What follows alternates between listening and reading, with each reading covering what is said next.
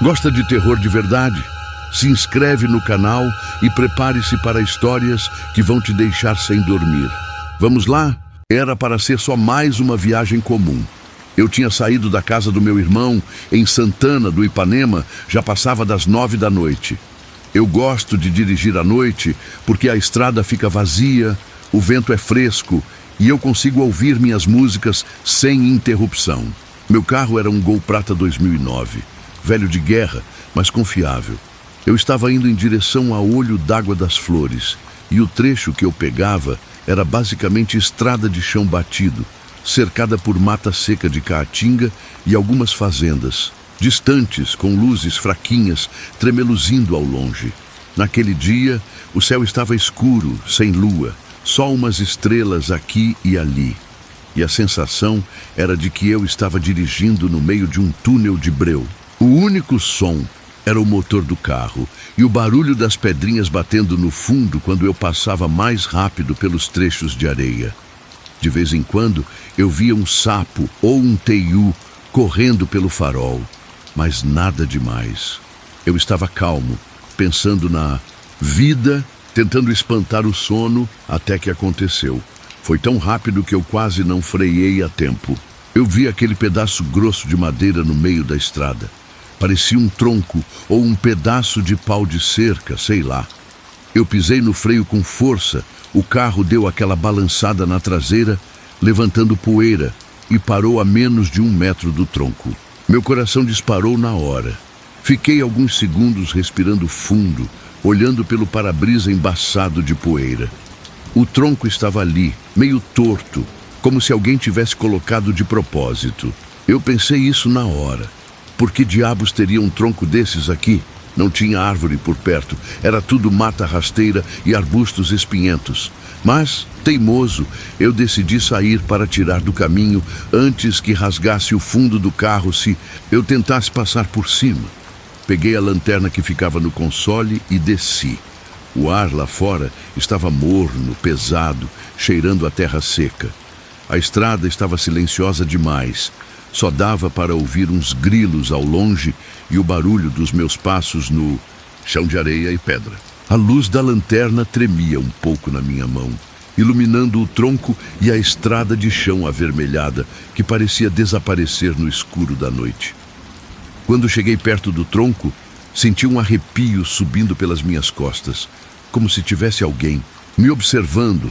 Olhei para os lados, apontando a lanterna, mas não vi nada além da vegetação seca e uns galhos retorcidos balançando com o vento fraco. Deve ser coisa da minha cabeça, pensei. Me agachei para segurar o tronco e empurrar para o acostamento. Foi nesse momento que eu ouvi um som seco vindo da mata, como se alguém tivesse pisado num galho. Eu congelei. Meu coração martelava tão forte no peito que parecia que ia quebrar minha costela. Eu levantei devagar, mirando a lanterna na direção do som. No meio do mato vi um vulto. Era um homem parado, me olhando. Ele usava uma camiseta preta e um boné virado para trás. Eu não consegui ver o rosto direito, mas deu para ver que estava segurando algo na mão. Eu recuei um passo sem tirar os olhos dele, e foi aí que percebi outros 2 homens surgindo por trás, um de cada lado, como se brotassem da escuridão. Meu sangue gelou. Eu sabia o que era aquilo. Assalto. Ei, parceiro! Um deles disse, saindo da mata com calma, como se não tivesse pressa nenhuma. Tá indo para onde essa hora da noite, hein? Eu não respondi. Minha boca estava seca. Eu só conseguia pensar que precisava voltar para o carro. O segundo homem, mais magro e alto, carregava uma faca na cintura. Ele olhou para o primeiro e disse algo baixo, que eu não entendi. O terceiro homem ficou parado na beira do mato, só observando. Deixa a chave aí e passa o celular, irmão. O primeiro falou com um sorriso torto no rosto. Minha mão tremia tanto que eu quase deixei a lanterna cair.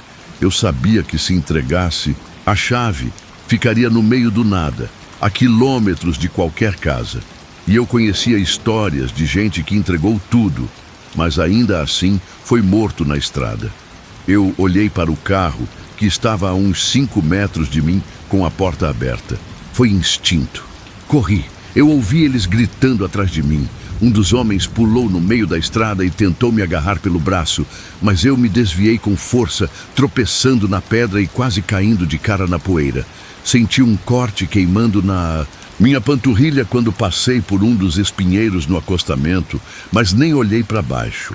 Pulei dentro do carro, bati a porta e girei a chave antes mesmo de puxar a porta completamente. O motor tossiu. Demorou 1 segundo que pareceu uma eternidade, mas ligou. Liguei o farol alto bem na cara deles. Vi que o homem que estava mais perto levantou o braço para proteger o rosto da luz, enquanto o outro, o magro da faca, veio correndo para o lado do motorista. Antes que ele chegasse, eu engatei a primeira e arranquei, passando por cima do tronco de madeira com tudo.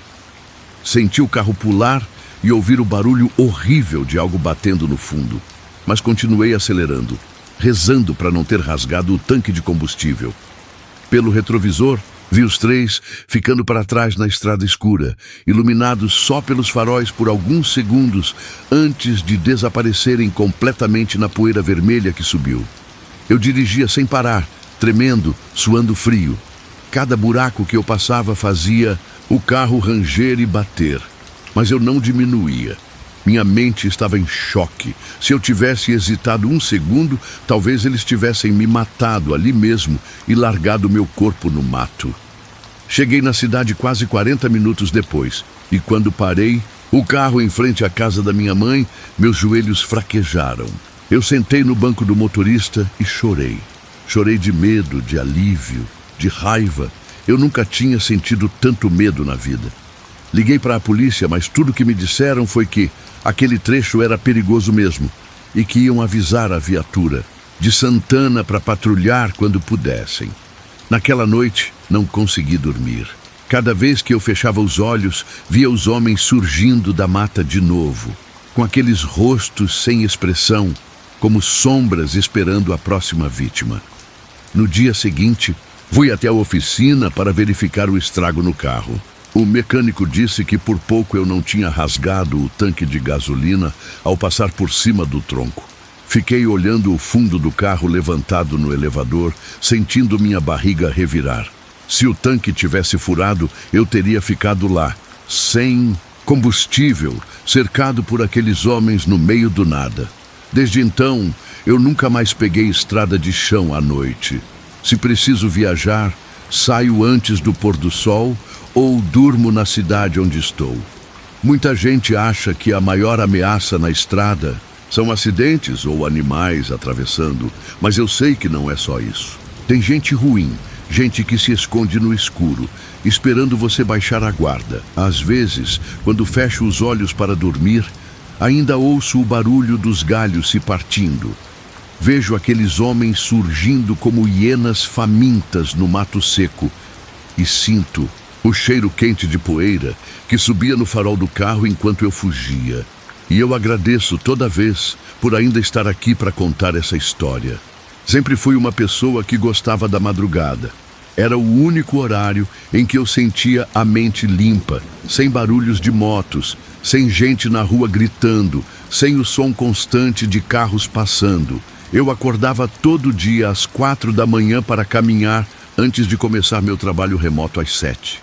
Aquela era a minha hora de paz. O mundo inteiro dormindo, enquanto eu sentia o vento gelado bater no meu rosto e o cheiro de grama molhada de orvalho entrar pelas narinas. Naquele dia, como sempre, coloquei meu tênis velho, vesti meu moletom cinza e saí. O céu estava quase completamente escuro, só com um tom azulado surgindo no horizonte. Peguei a rua de trás, onde havia menos postes de luz, e caminhei em direção ao lago, que ficava a 15 minutos de casa. Era um lago pequeno, cercado de árvores antigas e bancos de cimento quebrados, onde ninguém ia de madrugada. Mas era meu refúgio. Eu ficava lá olhando o reflexo das luzes dos postes na água parada até o nascer do sol. Quando cheguei, estava tudo silencioso.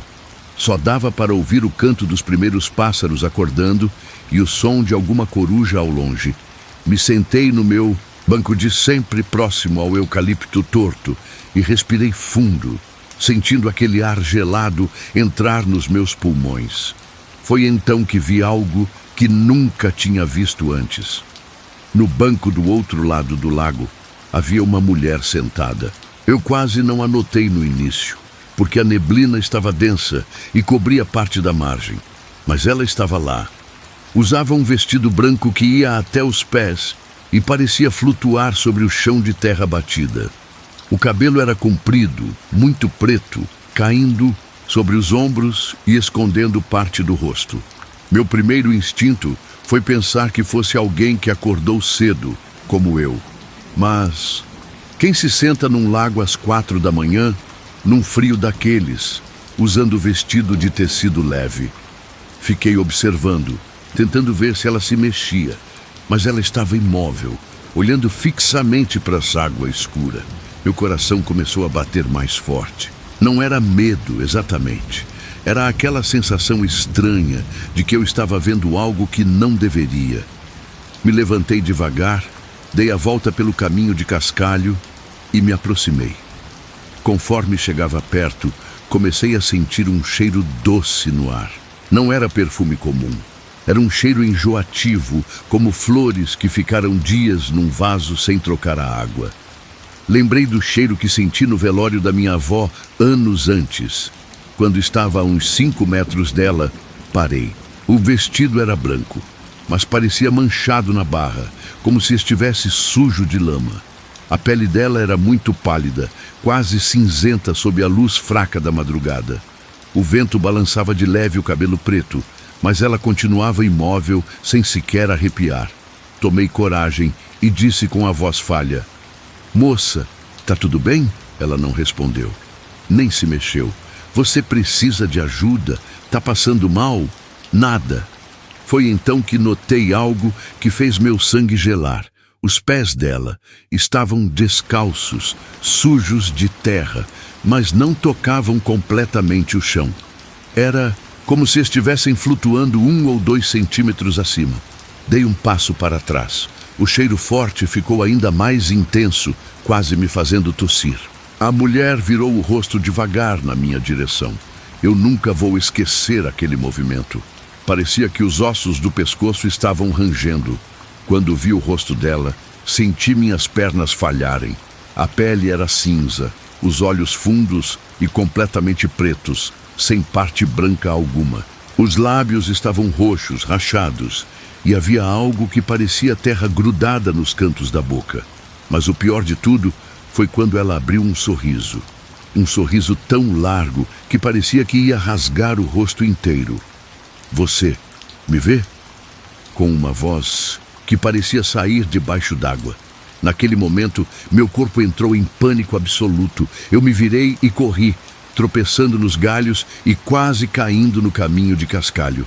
Senti uma dor aguda na canela quando bati numa pedra, mas nem olhei. Só corri o mais rápido que pude até chegar na rua iluminada pelos postes. Quando olhei para trás, já no asfalto, ela não estava mais lá. O banco estava vazio, como sempre esteve nas madrugadas em que eu caminhava. Fiquei ali, ofegante, com o coração martelando no peito, sem conseguir entender o que tinha acontecido. Voltei para casa mancando, com o moletom sujo de barro na canela. Fechei todas as janelas, tranquei as portas, me sentei no sofá e fiquei olhando para o chão por horas, tremendo. Quando o relógio marcou 7 horas, eu ainda estava lá, imóvel, revivendo cada segundo daquela visão. Durante dias não consegui caminhar de madrugada. Cada vez que pensava em colocar o tênis, sentia o cheiro podre de flores mortas entrar pelas minhas narinas de novo. Tentei esquecer, mas não conseguia. Semanas depois, criei coragem e fui até o lago de tarde, quando o sol estava forte. Fiquei olhando o banco onde ela estava sentada. Tudo parecia normal. Pessoas andando, crianças brincando com bicicletas, cachorros correndo. Tudo tão vivo, tão distante do que eu vi naquela madrugada. Mas o que mais me assustou foi quando olhei para o lago. Bem na beira, quase coberta pela lama, havia uma flor branca murcha. Peguei com cuidado. Era um lírio. O mesmo cheiro enjoativo de flores de velório subiu pelo ar e fez meu estômago revirar. Desde então, passo a vida me perguntando: será que eu vi mesmo aquela mulher? Será que ela estava lá? Será que era real ou só fruto do meu sono, da minha solidão, da minha mente cansada pela madrugada? Ou pior, será que eu realmente fugi a tempo? Até hoje, quando acordo às 4 da manhã e penso em caminhar, sinto o cheiro de lírio podre invadir meu quarto.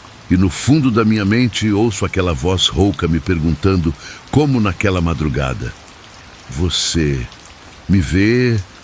E eu me pergunto: será que tudo isso aconteceu mesmo? Nunca imaginei que acabaria trabalhando num necrotério. Sempre fui daquelas pessoas que tinham medo até de velório, mas a vida não me deu muitas escolhas. Depois que fui demitida do hospital particular, peguei o primeiro emprego que apareceu. Era no necrotério municipal. O salário era baixo, mas eu precisava pagar o aluguel, a luz e a prestação da geladeira nova que comprei antes de perder tudo. Meu turno era sempre o noturno. Entrava às 10 da noite e saía às 6 da manhã. A cidade inteira dormia enquanto eu organizava fichas, conferia documentos, recebia corpos e os guardava nas câmaras frias. O lugar era pequeno, com paredes descascadas de cor bege sujo, cheiro forte de formol e desinfetante e um único corredor que levava para as câmaras refrigeradas. Eu sempre chegava e fazia questão de acender todas as luzes. Não suportava o silêncio completo daquele lugar. Então deixava meu celular tocando música baixinho enquanto conferia as fichas e passava café na velha cafeteira rachada. Naquela madrugada, tudo parecia normal. Eram umas 2 da manhã quando recebi o corpo de um homem de 50 e poucos anos que morreu de parada cardíaca em casa. Os paramédicos trouxeram, assinei a ficha, conferi o documento e guardei o corpo na segunda gaveta da câmara fria. Antes de fechar, fiquei olhando o rosto dele. Tinha uma expressão tão tranquila, quase como se estivesse dormindo, mas seus olhos estavam fundos e havia um leve tom roxo em volta dos lábios. Suspirei, fechei a gaveta e travei o trinco. Voltei para a recepção, sentei na cadeira giratória e fiquei revisando a lista de corpos do dia anterior. O tic-tac do relógio de parede parecia martelar dentro da minha cabeça. Foi então que ouvi, Camila era meu nome, uma voz baixa, rouca, que parecia sair de dentro de um túnel. Vinha do corredor. Na hora, meu coração parou por um segundo. Tirei os fones de ouvido, apertei pause no celular e fiquei em silêncio absoluto. Alô? Tem alguém aí? Perguntei com a voz tremendo. Nada. Só o som do velho ar-condicionado, gemendo no canto da sala. Balancei a cabeça tentando afastar o medo. Deve ter sido a música misturada com o meu cansaço, pensei. Mas lá no fundo, eu sabia que não era isso. Tentei voltar para as fichas, mas minhas mãos tremiam tanto que eu mal conseguia segurar a caneta. Foi então que ouvi de novo: Camila, vem aqui. Agora estava mais claro. Era a voz de um homem. Um sussurro baixo, rouco, mas muito próximo. Como se ele estivesse atrás da porta do corredor. Meu corpo gelou. Levantei devagar, sentindo as pernas fracas, e caminhei até o corredor. Liguei todas as luzes, iluminando o chão de cerâmica cinza até a câmara fria. Estava tudo vazio. As portas estavam fechadas. Não havia ninguém ali. Voltei para a recepção, sentei de novo e fechei os olhos, respirando fundo. Estava cansada, era isso, muito cansada. Tinha trabalhado dobrado na semana anterior, talvez estivesse tendo alucinações sonoras. Liguei o rádio velho que ficava em cima do armário de metal, só para não ouvir mais o silêncio absoluto. Fiquei ali por alguns minutos, olhando a tela do computador, sem realmente enxergar nada. Até que ouvi pela terceira vez: Camila, me ajuda. Era como se estivesse dentro do meu ouvido. Pulei da cadeira, deixando ela bater na parede. Meu coração disparou tão forte que doía, Corri até o corredor, sentindo as lágrimas brotarem nos meus olhos de puro medo. "Quem tá aí?" Eu gritei com a voz falha. Silêncio. Um silêncio tão pesado que me fez sentir vontade de vomitar. Caminhei até a câmara fria, tremendo, e abri a porta de metal. A lâmpada fluorescente piscou 3 vezes antes de acender completamente. O cheiro gelado de formol e gelo velho me fez lacrimejar. Olhei para as gavetas de aço. Todas estavam fechadas, menos uma. A segunda gaveta, onde eu tinha guardado o corpo do homem que chegou naquela madrugada, estava entreaberta. Uns 5 centímetros só, mas o suficiente para eu ver o rosto dele lá dentro. Ele estava com os olhos abertos. Meus joelhos quase cederam. Apoiei na bancada de inox, tentando controlar a respiração. Mas então ouvi de novo. Camila. Os lábios dele se mexeram, muito devagar, como se cada palavra fosse um esforço sobre-humano. "Me ajuda, por favor." Naquele momento, tudo dentro de mim queria sair correndo, largar aquele emprego e nunca mais voltar. Mas eu estava paralisada. Fiquei olhando para ele, para aqueles olhos fundos, sem piscar, até que vi uma lágrima escorrer do canto do olho esquerdo dele. Uma lágrima escura, quase preta, que desceu pela lateral do rosto e sumiu no lençol branco que o cobria. Com toda a coragem que eu não sabia que tinha, fechei a gaveta com força, tranquei o trinco e saí dali quase tropeçando nas próprias pernas. Voltei para a recepção, fechei a porta, encostei nela e chorei. Chorei de medo, de pavor, de desespero. Fiquei ali sentada até o amanhecer, sem coragem de olhar para as câmeras ou atender qualquer ligação. Quando o funcionário do plantão diurno chegou, me encontrou pálida, tremendo. Ele perguntou o que tinha acontecido, mas eu não consegui responder. Só peguei minha bolsa e fui embora. Naquele dia pedi demissão. Nunca mais voltei naquele necrotério. Consegui outro emprego em uma farmácia com salário menor, mas pelo menos não precisava ver mortos todas as noites. Mas sabe o que mais me assusta até hoje? Às vezes, quando estou sozinha em casa, lavando louça na madrugada, depois do meu plantão, ouço alguém me chamar. Uma voz rouca, abafada, que diz meu nome, bem baixinho, perto do meu ouvido: "Camila." E eu fecho os olhos, respiro fundo e me pergunto: será que tudo aquilo aconteceu mesmo? Será que aquele homem realmente abriu os olhos e falou comigo? Será que ele estava vivo e eu não percebi? Ou será que era outra coisa? No fundo, eu não quero descobrir, porque se eu descobrir, talvez eu nunca mais durma em paz. Você teria coragem de trabalhar sozinho em um motel de estrada durante a madrugada? Eu achei que teria até viver o pior plantão da minha vida. Era meu primeiro dia de plantão noturno como recepcionista. O salário era pouco, mas era o que eu tinha. Cheguei às 10 da noite. Recebi as instruções rápidas do rapaz do turno anterior e, de repente, me vi sozinho na portaria. O lugar inteiro estava em silêncio absoluto, só com o som do relógio de parede marcando cada segundo, me lembrando que a madrugada seria longa. No início foi tranquilo. Casais chegavam, saíam, alguns ligavam pedindo toalha ou cerveja.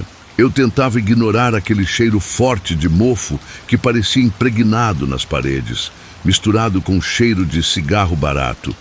Mas depois das 2 da manhã, o movimento parou. Eu estava olhando as câmeras de segurança no computador antigo, quando percebi uma ligação perdida na tela. Era do quarto 7. Na hora, senti um arrepio subir pela minha coluna. Eu lembrava que aquele quarto estava interditado para reforma. Ninguém usava há semanas.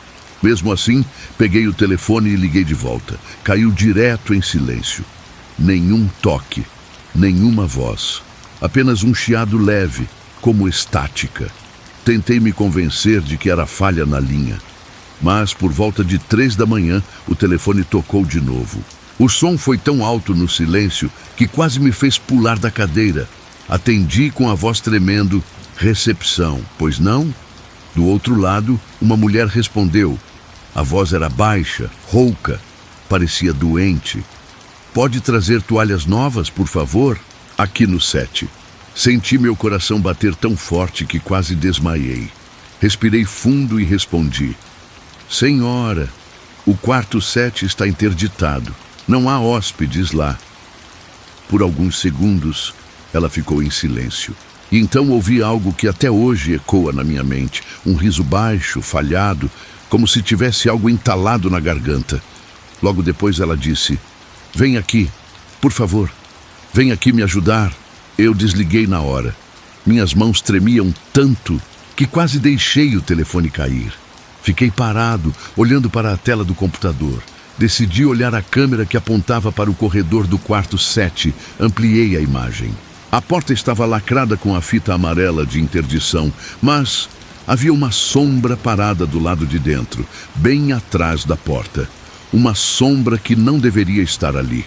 Senti minhas pernas fraquejarem. Tentei ligar para o gerente, mas ninguém atendeu. Pensei em chamar a polícia, mas e se fosse trote? Eu seria demitido antes mesmo de receber meu primeiro salário. Foi nesse momento que ouvi um arranhado na porta da recepção. Parecia unha raspando na madeira. Corri para olhar pelo vidro, mas não vi nada. Abri devagar, pensando que fosse um gato, mas não havia nada ali. Fechei e tranquei de novo. Voltei tremendo para o computador e, como se não bastasse, o telefone tocou de novo. Atendi quase sem voz. Recepção. A mulher falou num tom tão baixo que parecia choramingar. Vem aqui e me ajuda. Eu preciso sair. Me ajuda a sair daqui. Desliguei sem responder. Meu corpo tremia inteiro, mas eu precisava ver com meus próprios olhos. Peguei a chave mestra, acendi a lanterna do celular e fui andando pelo corredor. Cada passo ecoava como se eu estivesse andando dentro de um túmulo. Quando cheguei na frente do quarto 7, o cheiro que saiu debaixo da porta era tão horrível que quase vomitei. Um fedor de carne podre misturado com mofo. O lacre amarelo estava rasgado, pendurado na maçaneta. Girei a chave e quando a tranca se abriu, ouvi um rangido que parecia gritar dentro da minha mente. Empurrei devagar. O quarto estava completamente abandonado. Mofo por toda parte, paredes, rachadas, sem colchão na cama, só a armação enferrujada. A lanterna tremia na minha mão. Foi então que eu vi, no canto, agachada atrás do criado mudo, estava uma mulher. O cabelo dela era tão comprido que cobria quase todo o rosto. A pele era cinza, cheia de manchas roxas. Quando ela levantou a cabeça, vi os olhos fundos, vazios, sem nenhum brilho de vida. E quando abriu a boca para falar, ouvi aquele mesmo som molhado, falhado, que parecia um riso sufocado. Você veio. Agora me ajuda. Fica aqui comigo. Quando tentei recuar, senti algo gelado segurando meu tornozelo. Era a mão dela.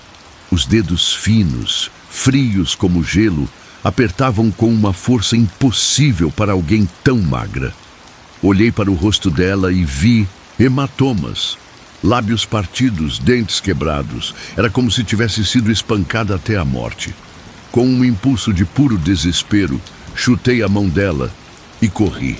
Saí tropeçando pelo corredor. Bati a porta da recepção e tranquei. Me joguei no chão, encostado na parede, chorando, sem conseguir respirar. Ali fiquei até o dia amanhecer. Quando o funcionário do turno da manhã chegou, me encontrou tremendo, pálido, com a roupa suja de poeira e lágrima.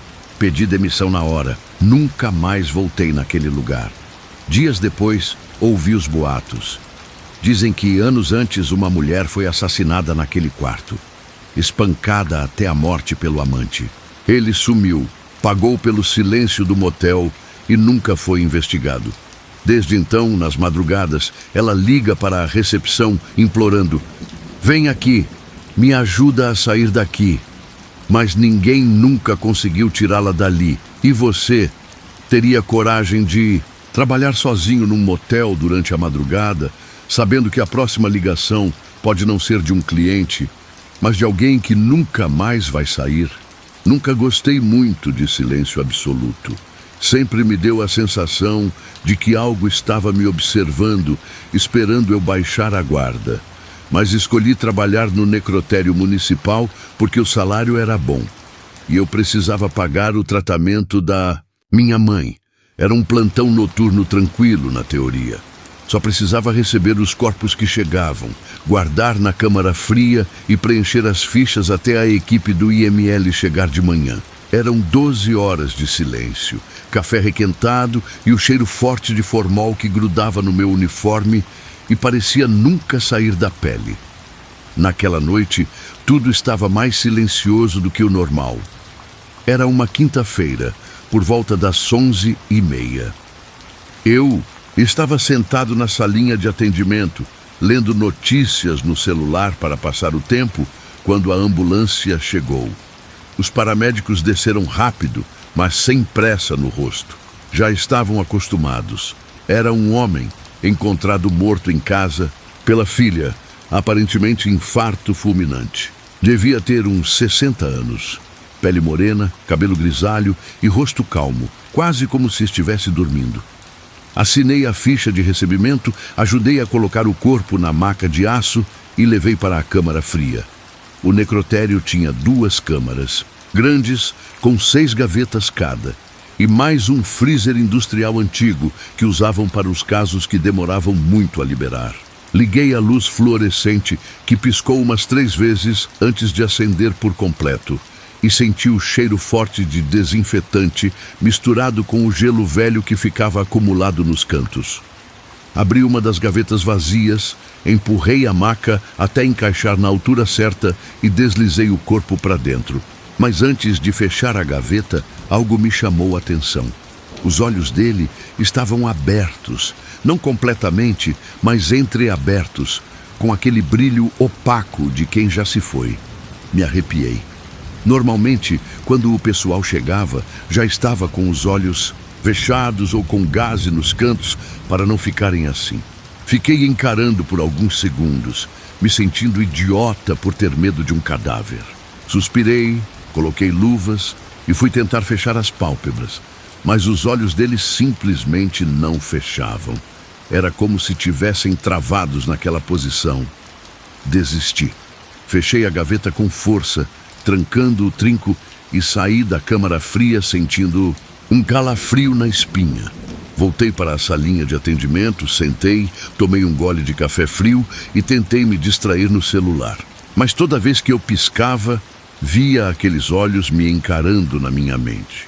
Resolvi andar pelos corredores para espantar o nervoso. O necrotério ficava nos fundos do Hospital Municipal de Passos, em Minas Gerais, mas era isolado. À noite, não. Tinha ninguém por perto, só o porteiro lá na frente a uns 200 metros e eu. Caminhei até o almoxarifado pegar mais luvas, depois fui até o banheiro lavar o rosto. Quando voltei para a recepção, ouvi um barulho seco vindo da câmara, fria. Parecia um baque surdo, como se algo tivesse batido na parede metálica. Meu coração disparou. Fiquei parado, tentando pensar se poderia ter sido um rato ou algo caindo. Mas era impossível. Lá dentro não tinha nada solto. Engoli seco, peguei a lanterna e fui até a porta da câmara fria. A lâmpada fluorescente lá dentro estava piscando. De novo, iluminando o ambiente em flashes rápidos que faziam tudo parecer um filme de terror. Entrei devagar. O cheiro gelado e ácido me fez lacrimejar. Olhei em volta. Todas as gavetas estavam fechadas, menos a do homem que havia chegado naquela noite. Ela estava entreaberta, uns 10 centímetros só. O suficiente para eu ver o rosto dele, com os olhos ainda abertos, olhando diretamente para mim. Na mesma hora, senti minhas pernas falharem. Me apoiei na bancada de inox, tentando entender como aquilo era possível. Eu tinha fechado, eu tinha certeza, e o trinco estava travado. Cheguei mais perto, tremendo. Aproximei meu rosto, tentando ver se eu não tinha esquecido algum detalhe que fizesse a gaveta abrir sozinha. Foi nesse momento que eu vi. Os olhos dele não estavam mais opacos como antes. Agora pareciam molhados, vivos, brilhando sob a luz, fria que piscava. Dei um passo para trás. Foi quando ouvi um sussurro baixo, rouco, saindo de dentro da gaveta. Fecha! Por favor, fecha! O pavor tomou conta de mim.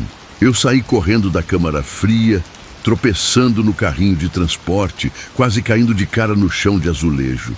Bati a porta com força e encostei nela, tentando controlar minha respiração. Meu coração estava tão acelerado que doía. Fiquei ali, encostado, por alguns minutos que pareceram horas. Eu tô ficando louco, pensei. É o cansaço, eu preciso dormir. Mas eu sabia que não era cansaço. Eu tinha ouvido, claramente, aquela voz pedindo para fechar a gaveta. Tomei coragem e entrei de novo. A luz estava estabilizada agora, iluminando o ambiente por completo. A gaveta estava totalmente aberta. O corpo estava na mesma posição, mas a boca estava entreaberta como se quisesse dizer algo. E os olhos estavam fixos em mim, quase suplicando. Reuni toda a coragem que eu não tinha, segurei a gaveta pelo suporte lateral e empurrei devagar, olhando nos olhos dele até o último segundo antes de o rosto sumir na escuridão de dentro. Tranquei o trinco, chequei 3 vezes e saí dali. Voltei para a recepção, sentei no banco de madeira e fiquei olhando para a parede branca por horas, sem coragem de mexer no celular, sem coragem de dormir. Cada barulho mínimo fazia meu corpo inteiro se arrepiar. O tic-tac do relógio, o vento batendo na janela, tudo parecia amplificado. Quando o dia amanheceu e a equipe do IML chegou, eu estava pálido, com olheiras profundas. O médico legista perguntou se eu estava bem e eu só balancei a cabeça. Não tinha palavras para explicar o que vivi naquela madrugada. Eles tiraram o corpo da gaveta por volta das 7. Eu fiquei observando de longe. Antes de colocarem na maca, o lençol que cobria o rosto caiu. Eu vi, pela última vez, aqueles olhos abertos olhando para o teto. Mas dessa vez não pareciam mais vivos. Estavam opacos, sem brilho, como qualquer outro cadáver. Naquela manhã, pedi minha transferência para o setor de esterilização do hospital. Qualquer coisa era melhor do que passar mais uma madrugada naquele necrotério. Às vezes, enquanto limpo equipamentos ou preparo bandejas cirúrgicas, me pego lembrando da voz dele. Aquele pedido fraco, sufocado, ecoa na minha mente. Fecha. Por favor, fecha. E eu me pergunto, se eu não tivesse fechado, o que mais ele diria?